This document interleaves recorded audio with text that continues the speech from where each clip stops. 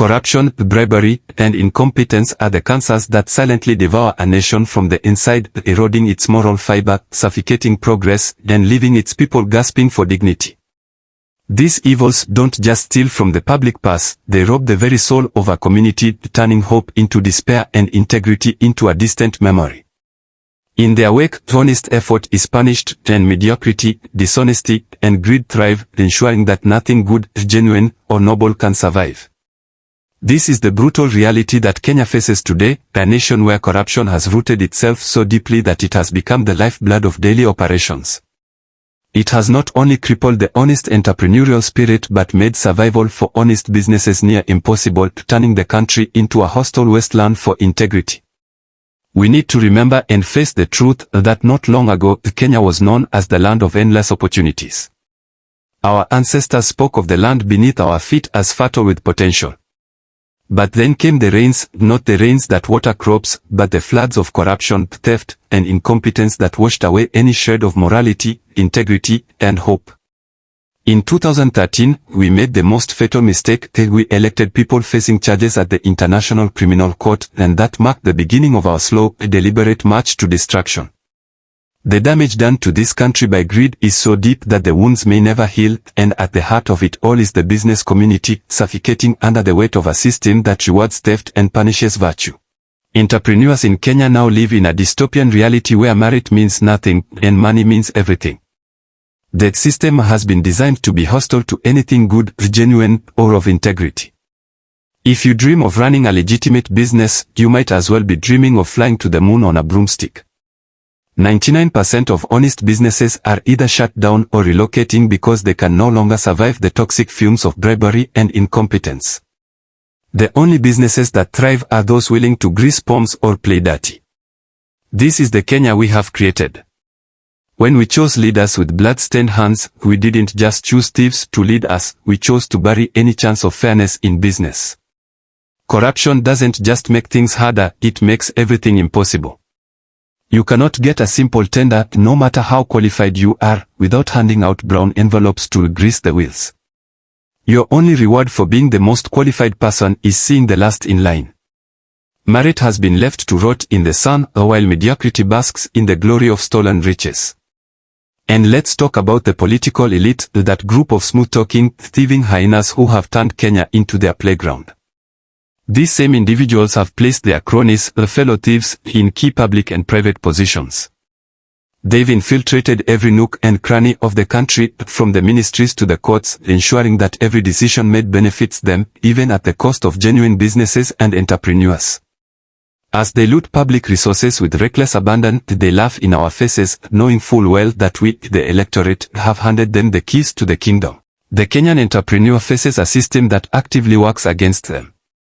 From the moment you register a business, you encounter roadblocks. Want to secure a government tender? Bribe someone. Want to import goods? Bribe someone. Need a business permit? Another bribe. Everywhere you turn, there's a hand outstretched, not to help you, but to demand your last shilling. And if you dare to refuse, your application gets lost, your paperwork is misplaced, and your dreams are flushed down the drain. Kenya has become a place where being moral and upright is akin to committing a crime. Integrity is not just discouraged, it is punished. In this country, doing the right thing can get you killed. This is not hyperbole. We have seen whistleblowers, journalists, and honest business owners meet untimely deaths, all because they dared to challenge the status quo. The thieves in power have created a system so perverse that anyone who tries to do the right thing is an enemy. The lesson is clear, in Kenya, if you stand for something, you will fall for everything. The consequences of this rot are beyond comprehension. Unemployment is at an all-time high, not because there are no jobs, but because those jobs are reserved for the well-connected. The open theft of public resources has created a vicious cycle where the rich get richer and the poor get poorer. We have created an economy that only benefits the thieves at the top while everyone else drowns in poverty and despair.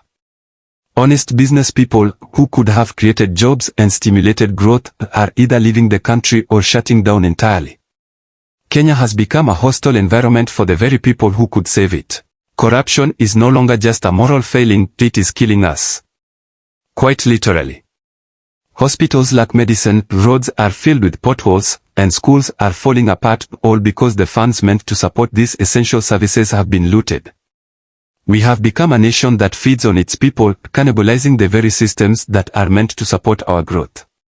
And while the elites gorge themselves on ill-gotten wealth, the rest of us starve, not just for food, but for justice, for fairness, for a future. This nation is dying a slow death, and the cause of death is clear: corruption, incompetence, bribery, and theft. We are living in the aftermath of our own choices. We elected the devil's disciples, and now, the devil himself has taken up residence in Nairobi, his throne nestled comfortably in the hearts of our political leaders. The stench of corruption is so pervasive that you can almost taste it in the air. Nairobi is no longer just a city, it is the devil's anus spewing forth rot and filth, day after day. The real tragedy is that we allowed this to happen. We, the people, handed over the keys to the kingdom. We sold our souls for cheap promises and tribal allegiances. We elected thieves, and now we are surprised that they are stealing. It's like hiring a wolf to guard the sheep and then complaining when all the sheep are eaten. The blame lies squarely on our shoulders, and until we uproot this corrupt ruling class, nothing will change. If we do not act, Kenya will become 1,000,000 times worse than Sodom and Gomorrah, a nation so depraved that even God himself will turn away in disgust.